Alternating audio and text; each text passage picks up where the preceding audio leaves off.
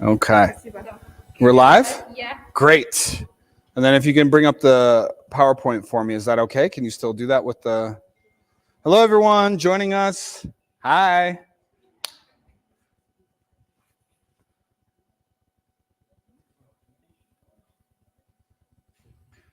So yesterday for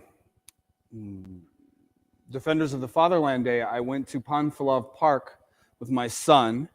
He's 3. It was his first time on all of the amusement park rides. He was a little bit scared, but it was a wonderful way for him and I to spend the day together for Man's Day, as they call it here. So perfect. All right, can you maximize the...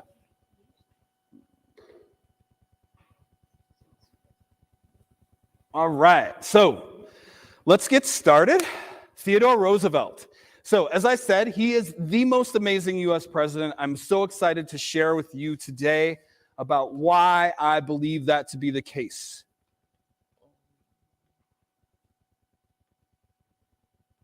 Wonderful. All right, so he is the 26th president of the United States. He was elected for 2 terms, so he was president for 8 years, right at the turn of the 20th century. When he was elected, he was the youngest president of the United States, 42 years old. I'm 41. I feel a little bit bad that I'm not like anywhere close to his level of, accomplishment, but I'm doing my best.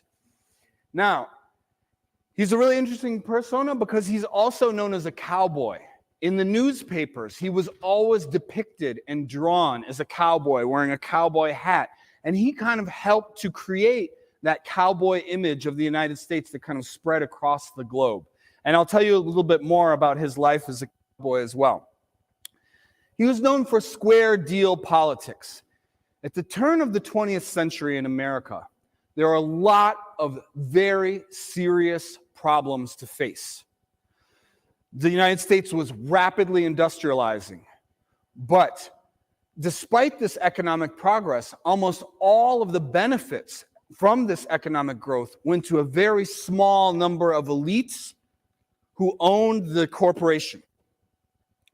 In addition, there were no protections from consumers. So as companies and factories produced all these products, a lot of the products could actually hurt you, and the government wasn't doing anything to protect consumers from dangerous products. So consumers were suffering, workers were suffering, and the rich and powerful were really starting to take control of every aspect of the economy. So what Roosevelt wanted was square deal politics. A square deal means we have a deal in which you and I are treated fairly, in which we all benefit. And he wanted to create an American system where we could all benefit. Yes, the corporations would get their share, but so would consumers and workers, which is a new theory of how to use the federal government to make sure that economic growth benefited all of our citizens. In addition, he was known for being a conservationist and a historian.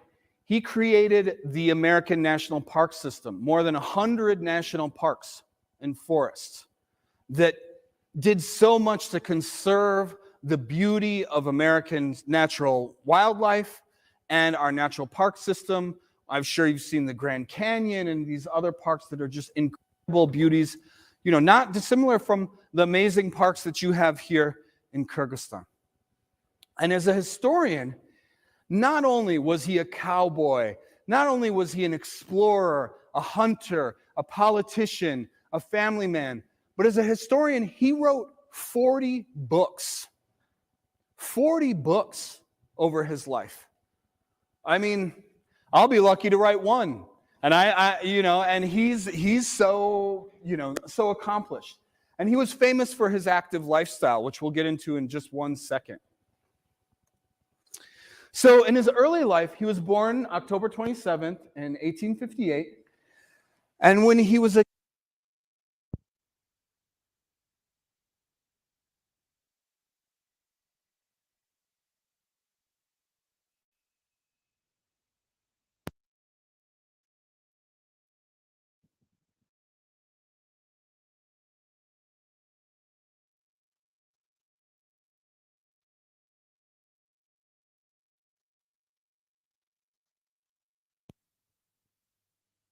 force of will.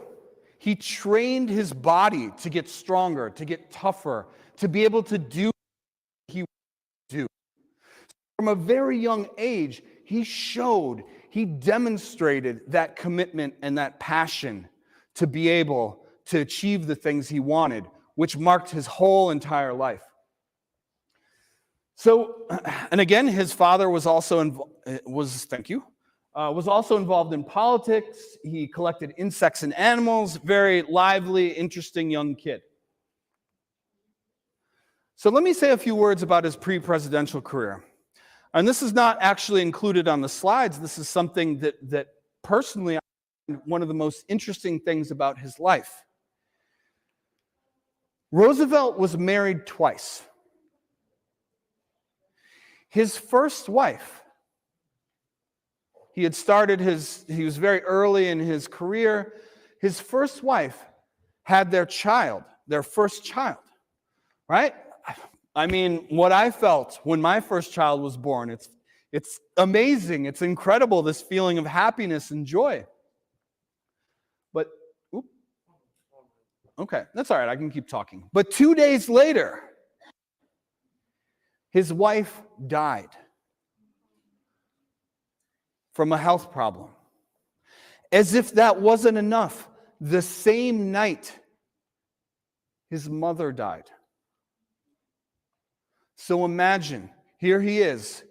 This is the most joyous time of his life. His first child is born, and he loses the two most important women in his life on the same day. On that day, he wrote in his diary, he put an X on the date, and he wrote, "The light has gone out of my life. The light has gone out of my life." I can't think of a more appropriate way to describe losing those two people. And so, being the cowboy that he did, in order to recuperate, he went out to the Wild West. This was literally the time of the Wild West, the 1880s, that everyone thinks about, the Wild West, kind of the end of that time period, the Wild West. And he was with friends, and they opened a ranch, and they were boating, and boat thieves came and stole his boat. Does anyone have a guess what Theodore Roosevelt did? Guess? No. He tracked down the boat thieves. He tracked them down, captured them, and then brought them back to be for trial. Walking 30 miles. It took 40 hours, and he did not sleep the entire time. He kept them at gunpoint the entire time to deliver them to justice. I think he was around, this would have been 84, 85, so maybe 25, 26 years old. So, an incredible, strong, passionate human being. So, he's a Republican. He was a Republican, which at that point in time, the Republican Party was also known as the party of big business. And he started in the legislature. After he started in the New York legislature, he came to New York City itself, where he became the police chief. And as police chief, you can imagine, he brought the same kind of energy and the same kind of passion. So, he took on corrupt cops. He formed the police academy, which was one of the first, professional training centers for police in the United States. And he was someone who made sure that the police were doing the job that they were supposed to be doing. He would go out in disguise late at night to make sure that the police that were supposed to be on duty were actually walking their beat. That is the kind of commitment he had to public service. After that, he became famous in the Spanish-American War. He led a group called the Rough Riders, And from that point, he became kind of even more famous. And after that, in the newspapers, they always depicted him as wearing a hat that he wore during that conflict.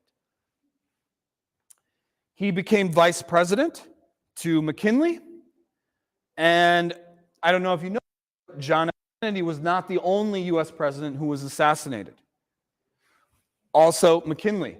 And so after McKinley's assassination, Roosevelt became president. So, what did he do? So, based partially on his experience in New York City was a huge booming metropolis then, as it is now. But the wealth inequality in New York City was so strong and so glaring that his experience as police chief really made him realize that the government needed to step in to help normal people. Up until this point in American history, the federal government in the United States had a very limited role in the economy and in the everyday lives of American people. So this was an exciting development, and he took the federal government in a different direction because he believed in government action to mitigate social ills. He used the government to do lots of conservation, declare areas for wildlife, for conservation in the future. And for foreign policy, he tried to be a good neighbor, but he also definitely, promoted U.S. interests in Central America. And we'll come to that in a second because has anyone heard of the Panama Canal? Panama Canal? It was the canal. So before the Panama Canal opened, ships that wanted to pass, for instance, from California to the East Coast had to go around the entire tip of South America.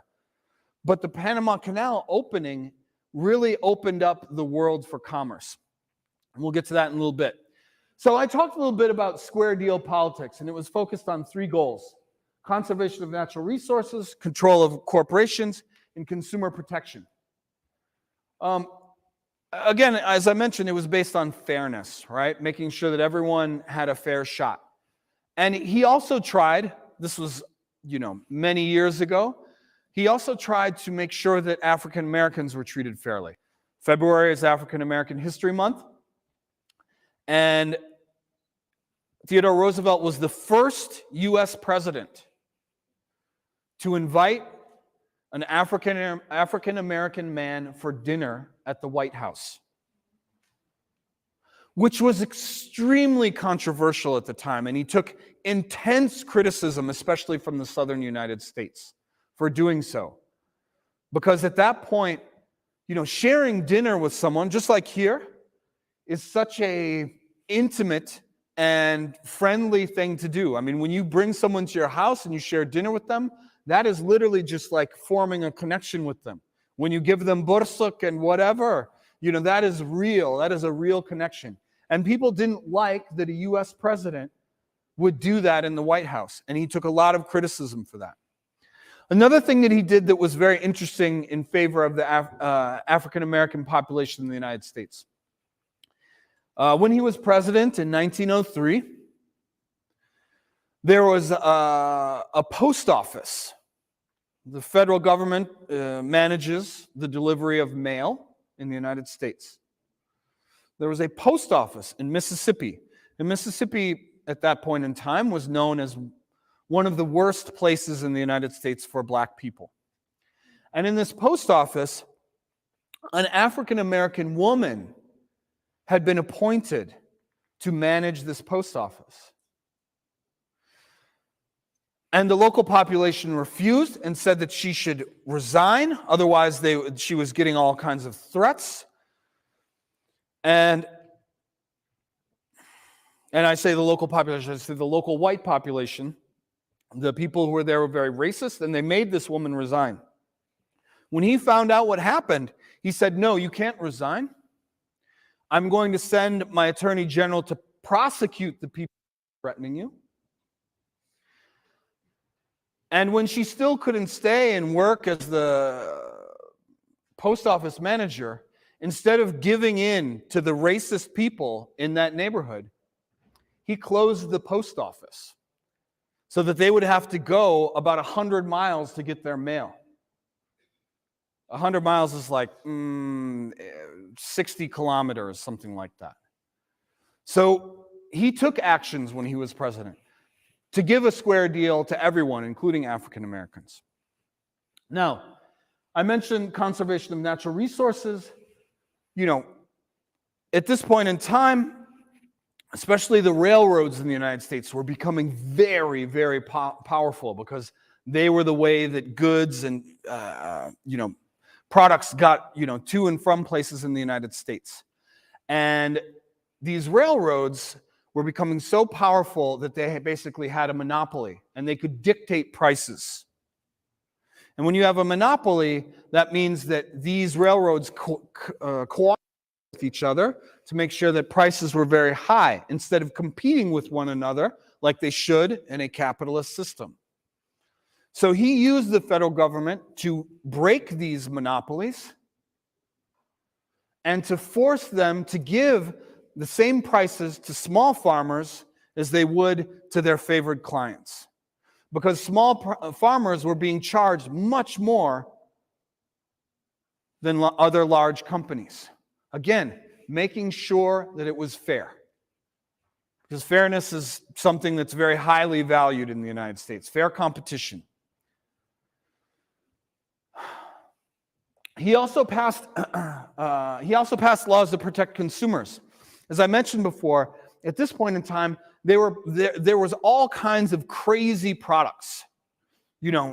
I could start a company tomorrow, like in this times, I could start a company and begin selling something as medicine the next day that had never been tested.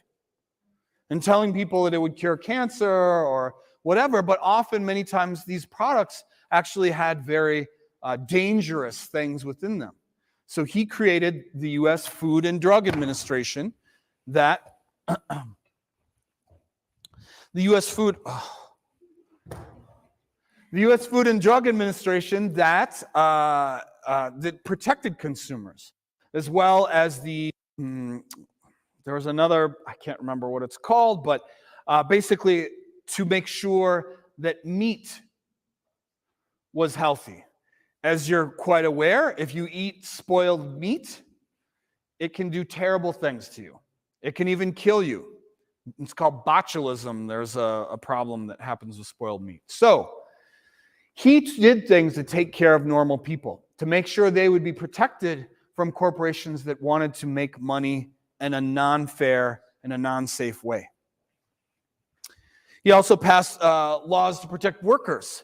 At this point in time, there were very, very few protections for workers to allow them to, for instance, form a union or to allow them to, have safe working environment. In these factories, there's a book that I highly recommend you read. It's called The Jungle.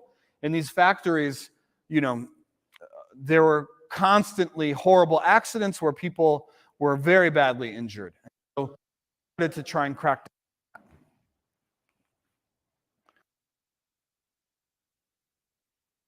Talked a little bit about this. So placed 230 million acres, 930,000 square kilometers. That's a huge territory, 930,000 square kilometers. I mean, that's got to be the size of, of several European countries altogether that he protected to make sure that as the United States economy grew and as we progressed economically, that we did not destroy our natural environment. Making sure that the economic benefits that came with economic growth and a improving lifestyle did not destroy these important things. And I think it's a very telling about him that of all his achievements, this, preserving America's natural heritage, was the thing that he was most proud of. It speaks to his connection to the land as a cowboy and his realization that what we do in this life really does have an effect for generations to come. So, after 8 years as president, he lost an election because at this point in time they hadn't installed a 2-term limit yet. So he tried to go for his 3rd term, but he didn't win. And after he lost, he ran for the presidency again in 1912, and he lost.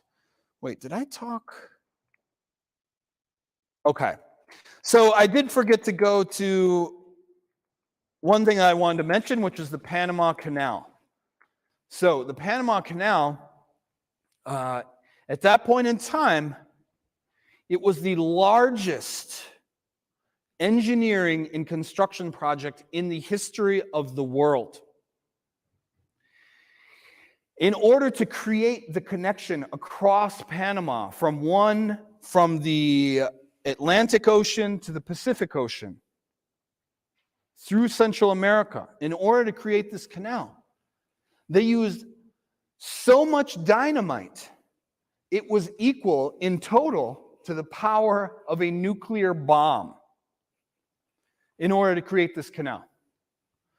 Now, the interesting part was the French government had already tried to create the canal at this point in time, but they failed because, I don't know if you're aware, but in humid climates, malaria and yellow fever would just wipe out workers by the thousands. But thanks to improvements and the work of some U.S. scientists, they realized before we built the Panama Canal, no one knew what was actually causing malaria or yellow fever. But during this work, we realized it was mosquitoes. And they took measures during that construction to save the lives of tens of thousands of workers to be able to make sure that they could finish the canal. So it's very interesting. If you're ever interested, there's a really interesting book called The Path Between the Seas about the construction of the canal. Now, back to 1912 when he ran for the presidency. And this, I think, is literally the coolest anecdote about Theodore Roosevelt. Theodore Roosevelt was campaigning. I think I could be wrong, but I think he was actually in Wisconsin, my home state. And he was on his way to give a speech to supporters and to voters. And a man came up to him from about 4 feet away, shot Roosevelt directly in the chest. Now, I don't know if you believe in God or not, and that's your own personal opinion, but the bullet hit his speech that he had rolled up in his pocket. It was a long speech because when Roosevelt got talking, it was an hour long, so it's this thick ball of paper he had in his pocket, and it slowed the bullet down. So do you think he went to the hospital? No. He went to go meet with the voters, and he gave his hour-long speech. After he finished his speech, he went to the hospital where the doctors discovered that the bullet was lodged in his chest, where it stayed for the rest of his life.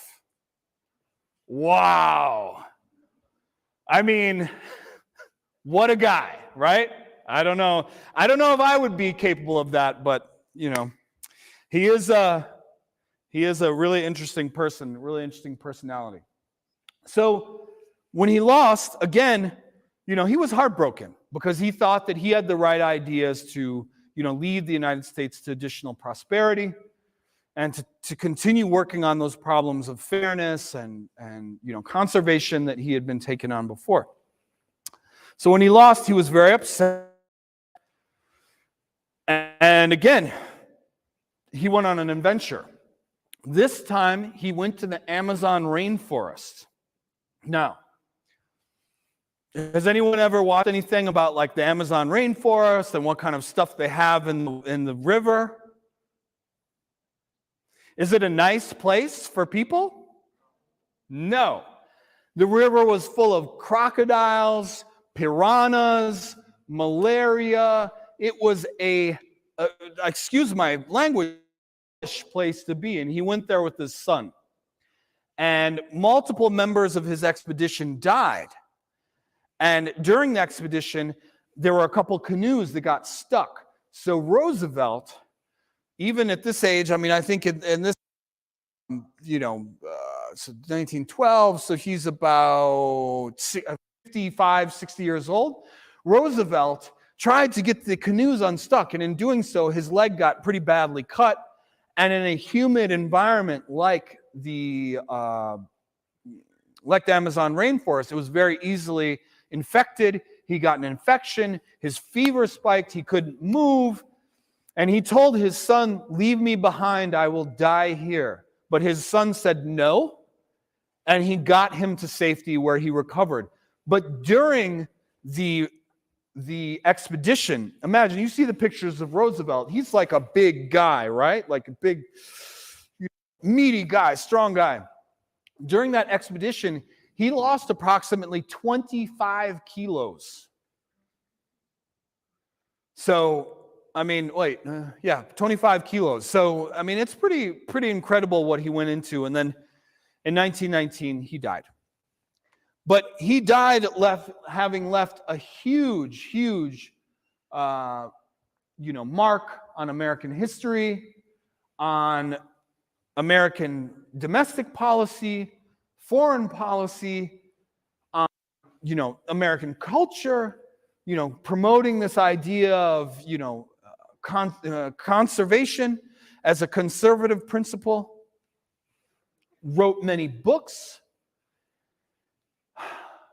And I think this is also pretty funny. Many people know what a teddy bear is. The teddy bear is named after Teddy Theodore Roosevelt. So when you get a teddy bear, it's actually about an American president. It's kind of neat, right? So that's pretty much it. So now that I'm done, I need to ask, did I change anyone's mind? Does anyone now think that Teddy Roosevelt is the coolest American president? Yeah? Good. That was my goal. That was my goal, to spread my love of Teddy. So, thank you for listening to me. Do you guys have any questions? I may not know the answer to the questions, but you can ask about the presentation or something else. What was I don't know, actually. It was not for getting shot. I promise that. But I think it was natural causes. Let me check. Okay. Maybe someone else can look that up. I'm sorry, that was a good question, but I didn't. What was it? I will look it up. Okay. Thank you, Heather. The question is, do you know any funny facts about the U.S. president? This is from Contra American. Any funny facts? Yes, funny facts about the U.S. president. I thought I gave some good ones for Teddy Roosevelt, but let's see. Well, the one that everyone knows about in America is that George Washington had wooden teeth, because back in those days, in the 1700s, people didn't really brush their teeth like we do today. And so instead of having, and his teeth, like most of them fell out, and they didn't have like nice dentures or anything like that. So George Washington, our first president, had wooden teeth, which is kind of like, ugh, but but so that's one. And then I would say the other one that I think is really interesting is that, Abraham Lincoln is one of our most famous presidents, but many people don't know that before he became president, he was a failure. He was an absolute failure. He had failed in business. He had failed in politics. He had run for Senate multiple times. He was a failure.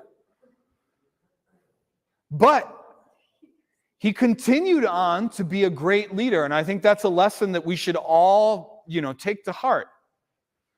You can fail and not just be like, oh, well, I give up. I'm done. I'm going home. You can fail and still continue on to greatness. And that's something that we should all think about and that we should all remember. I don't know. Does any other, Heather, do you have any funny facts about American presidents? No, but I sort of have an answer to the how did he die? Okay.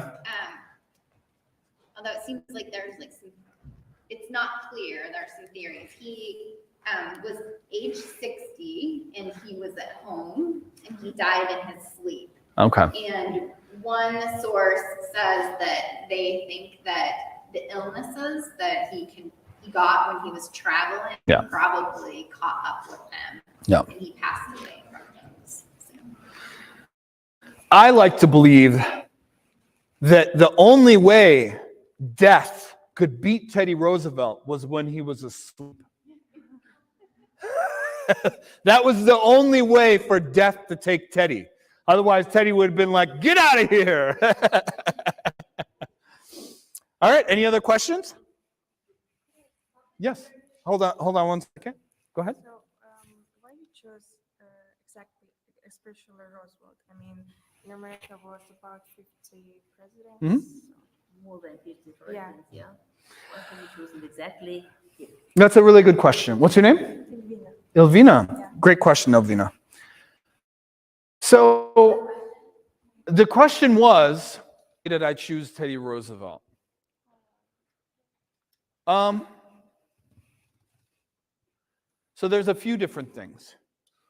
One is what he was able to accomplish for America. In general, besides the Civil War, which was, a necessary event for us to put an end to slavery, change comes to the United States peacefully. And change was very needed at that point in time. Those corporations, those corporations that were dominating the economy, that were hurting consumers, that were hurting workers, they needed the federal government to make sure that people benefited from society and benefited from the economy.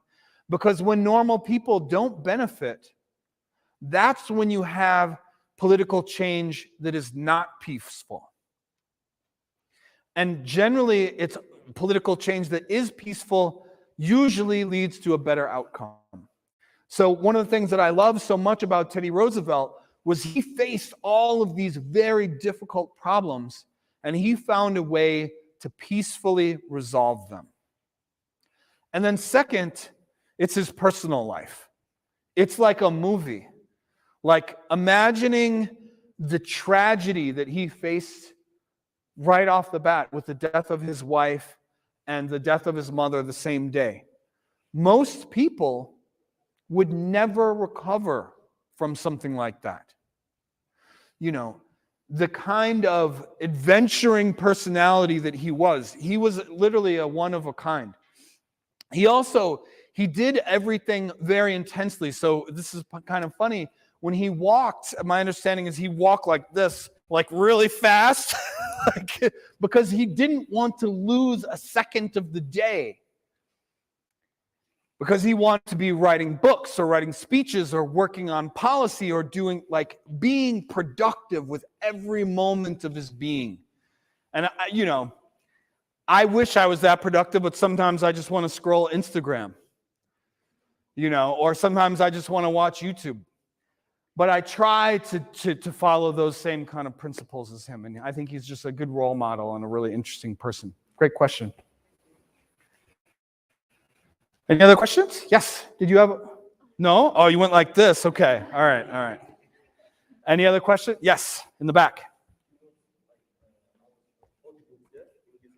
What's that? He wrote Yeah, I believe so, yes. And which book did you read? Did you read and which book did you read? So, I cannot tell a lie. I've never read any of Roosevelt's books. The question is, which one of his books would you recommend we read? So the book that I read that I very much liked was his biography. And it's called Theodore Rex, which means king, about his life and everything that he did. And it was an incredible book, Theodore Rex, R-E-X.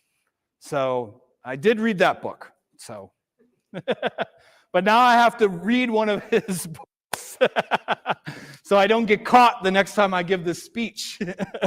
What was your name? Oscar? Great question, Oscar. Thank you. I'm not mad. Unexpected question. Yeah.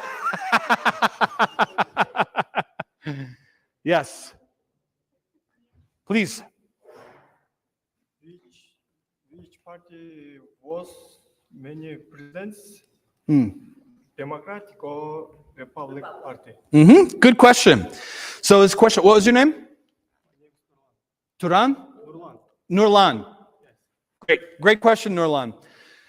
So his question was, which parties were most of our presidents in? So this is a really interesting question as well. The 20th century, well, basically since the 1860s, when Lincoln became president, it was Democrats and Republicans, kind of back and forth, you know. Before that, there was a Whig party. There were other parties that existed that since have been replaced and no longer even exist. So I don't know, who has won the most. But what I can say is generally very interesting is that Americans, we like variety. And so it's very hard for one party to stay in the presidency for more than 2 terms in a row. Like in general, we might vote in, for instance, what we did with President Obama, we voted for him twice, or what we did with Ronald Reagan, we voted for him twice, but almost always after that, we vote for the other party. Because we like variety, you know? You don't want to eat the same pizza all the time. You got to change it up once in a while. Good question. Thank you. Yes? Yes, I want to say he went to Princeton, but Princeton, which is an Ivy League school in New Jersey, but I could be wrong. And Heather, I think, is looking it up right now. But I can say that in general, almost all U.S. presidents, I mean, as far as I know, everyone graduated from a university. That is just in general. He is a graduate of Harvard University and Columbia Law School. Wow. Yeah, good question. So he got into schools that I could not. So, which is okay. We still all make our contributions one way or another. I love the schools that I went to as well. But that's a really good question. So yes, I mean, it is often the case that our presidents do go to, especially these elite schools as well. Yale, Harvard, Columbia, Princeton, the Ivy Leagues. Not always, but often. What's that? You said that he had illness, asthma. Yes, he did when he was a child. Did he overcome it? Well, I think that it was something that he did, but it's something that he still kind of came back to him in bouts, little by little through his life. There was a question about asthma. What was your name?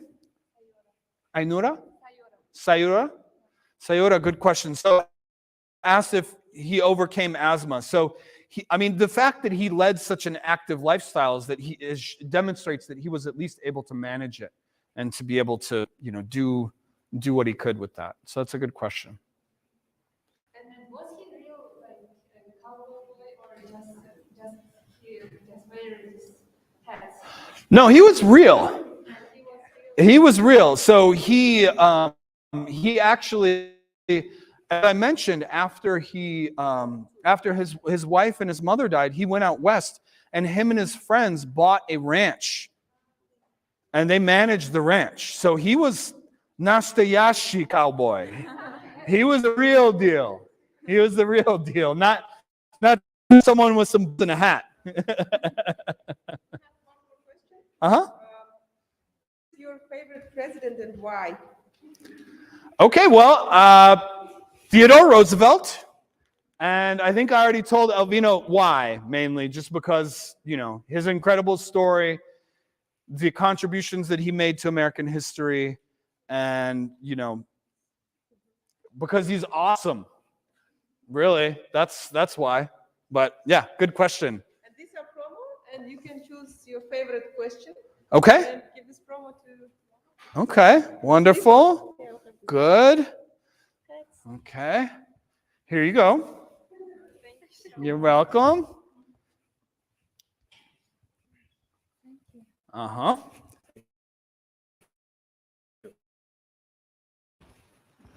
And let me see here, some sweet hats. There you go. And am I missing some people? Let's see. Did I miss anybody? You asked a question, didn't you? Yes? Thank you. You're welcome. Anybody else ask any questions that I missed? Yeah. Oh, yes, please, go ahead. Yes. Please. Diana? Mhm. My question is, how do you celebrate President's Days?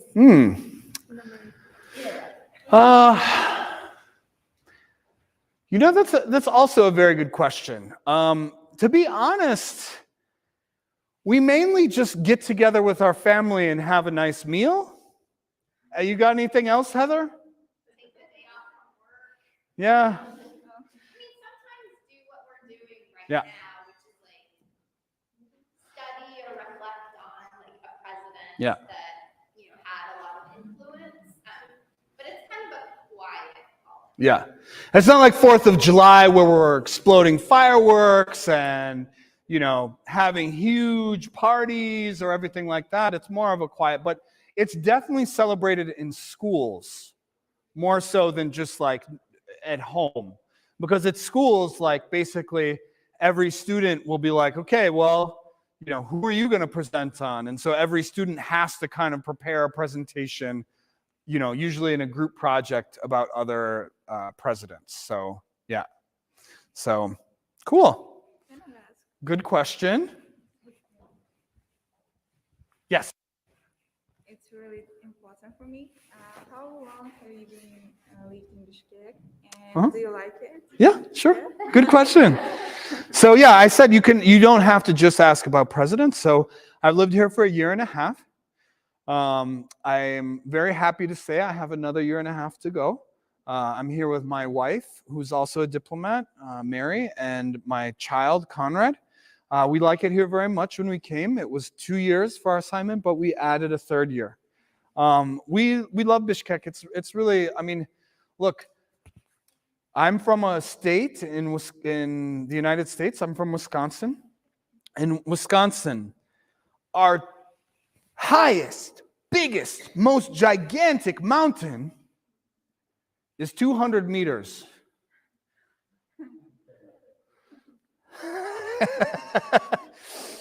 So, Etenigor, that's not a mountain. This is a hill. So, wonderful to have the chance to live here. I can drive to Ala Archa in a half hour. I can go to these places that are like, I put on my social media, and my friends are like, wow, it looks like a scene from Lord of the Rings, So it's like really special to live here. And, not just how beautiful it is, but the people are really nice here too. We feel really good here. And my son has learned how to ride a horse. Yeah, even though he's 3. He's learning. So I think by the end, he'll be настоящий жигит. Yeah. Yeah. So that's a great question. Yes. Sorry. Her and then you. Is that okay? Perfect. Go ahead. What do you advise for the new generation and for the young people? Here. Okay. That's a really good question. So the question,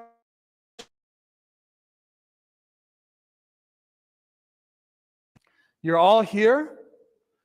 You're learning English. That is huge. That is so important. You know, I'm trying to learn Kyrgyz. I learned some Russian. You know, learning languages is something that I love personally because it helps me explore new cultures. But also, it just opens the world for you. It gives you opportunities. Not just job opportunities, which are very important, but also opportunities to make new friends, meet new people, connect with people that you would never have a chance to otherwise. So that would be my first advice, is learn languages. My second piece of advice, wow, I'm starting to forget English, because I was thinking like in Russian. No, so my second piece of advice is to read. To read. Read books. Это опасно. This is dangerous. This is dangerous. It's good. It's good, but it's dangerous. It's, as they say, it's a two-edged sword. And the English saying a two-edged sword means that it's something that's good at one time, but bad in the other. Because it's very easy to lose 2 hours just scrolling. 3 hours, 4 hours. To read books. It will help, not just from the sense of expanding your knowledge, but just sharpening your brain. New ideas. It will help you become more creative. And in the next generation, as machines, computers, do more and more work for us as human beings, creativity will be so important for getting jobs. So, those are my two advices: languages and reading. And you guys are already doing great on English, and there's lots of books here, so let's go, Alga. Yes. Wait. I wanted to get this guy. I said he was going to go next, and then you. Yes. Please, what was your question? Do you know about descendants of American presidents nowadays? So that's interesting.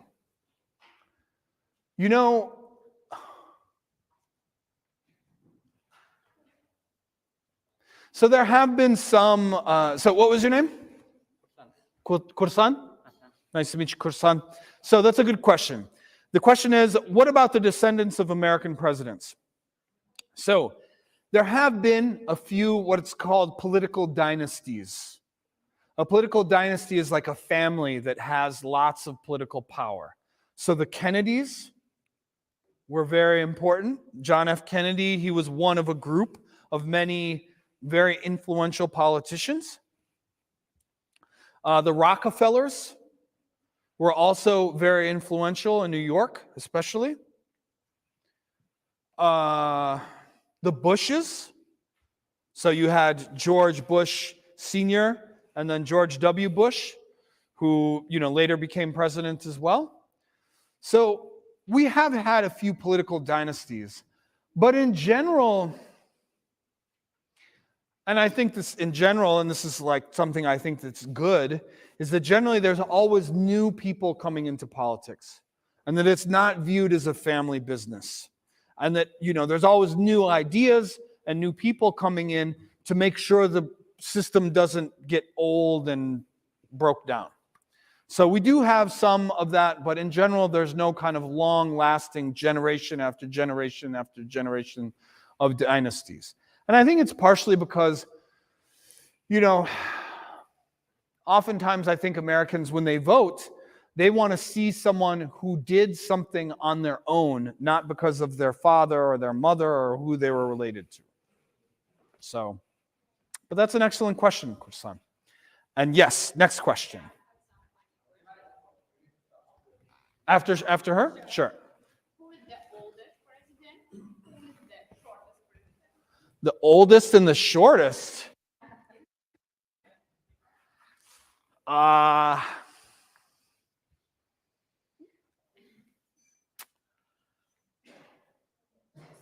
So, I think, yeah, right?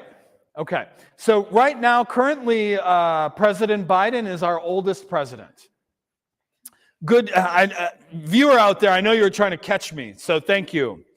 And I don't know about our shortest president, but I'm almost certain that our biggest president was Taft.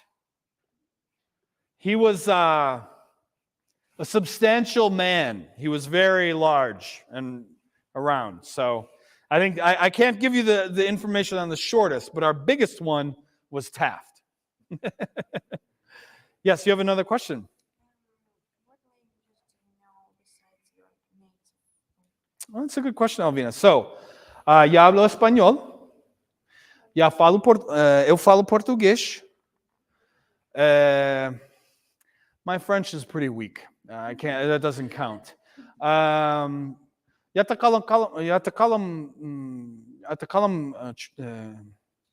na árabe. أتكلم عربي. I used to speak it a lot, but then I learned Russian, and so I forgot most of my Arabic. What about Kyrgyz language? Can you understand conversation from this conversation? No, unfortunately, I cannot. So I did. So what's interesting, though, and this is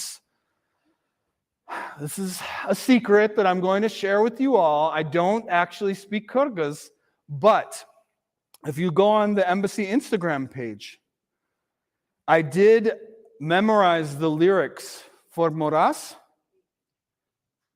and I sang it with Mirbek Atabekov, which was the most amazing experience of my life. You can sing in Kyrgyz Nah, so because your voice is so you got here. You just those are both great questions. So here you go. You're getting so much merch, yeah. So, but yeah, so I did memorize it, and so most of what you'll see, and of course, I know words like baldar, like kids, and I learned the word. Actually, this is actually pretty funny. So my son has a nanny. He's going to go start school soon, but for this last year or so, he has a nanny, and she's Kyrgyz. And so it was funny because when we first got here, she was taking him in the, what is it called? In the, did you get a,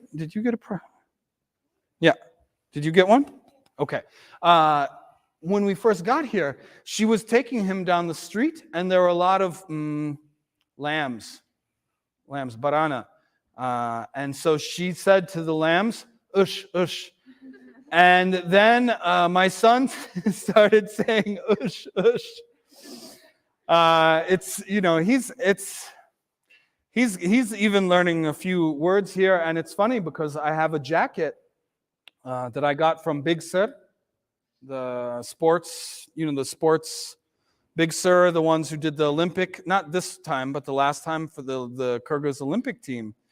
It's a sports apparel manufacturer, and it has the Kyrgyz flag on it. And so when my son sees me wearing that jacket, he goes, "Oh, Kyrgyzstan!" So he's 3 and he knows what Kyrgyzstan is. So I'm teaching him my very best I can. Yeah. Yes. And you are next.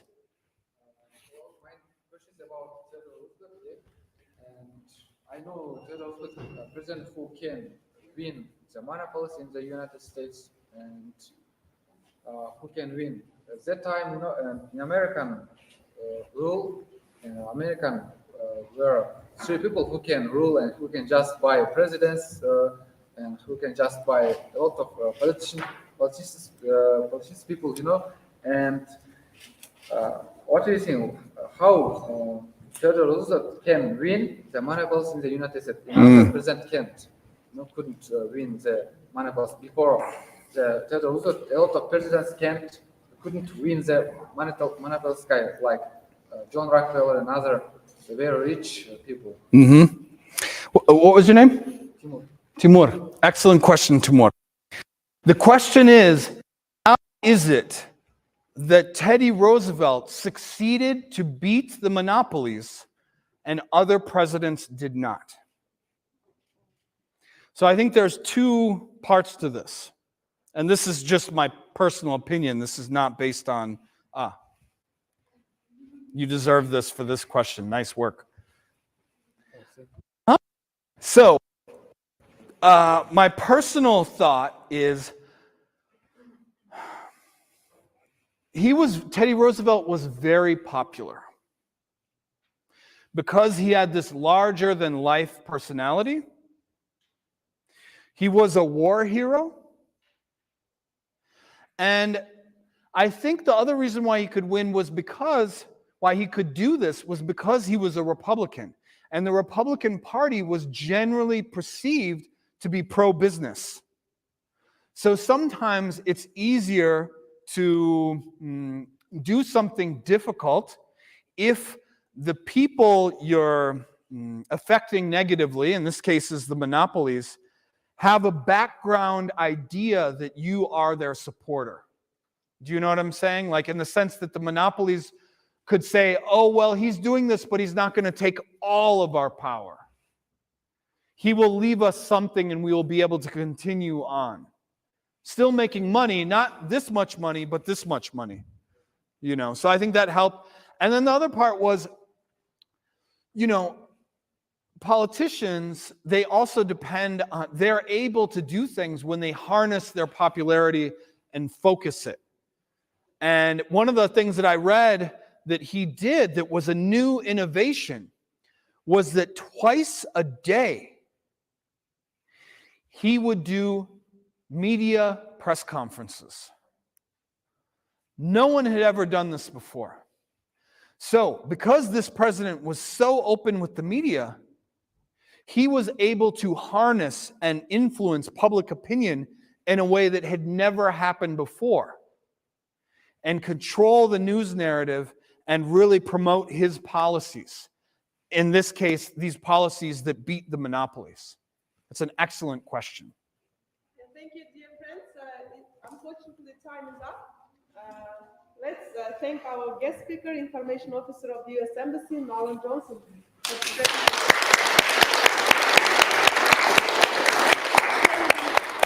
So can we take a photo with you, because we need these pictures at our university. Of course. As the teachers of American Studies, we always we try to speak, or we make them to speak in English at our lessons. And so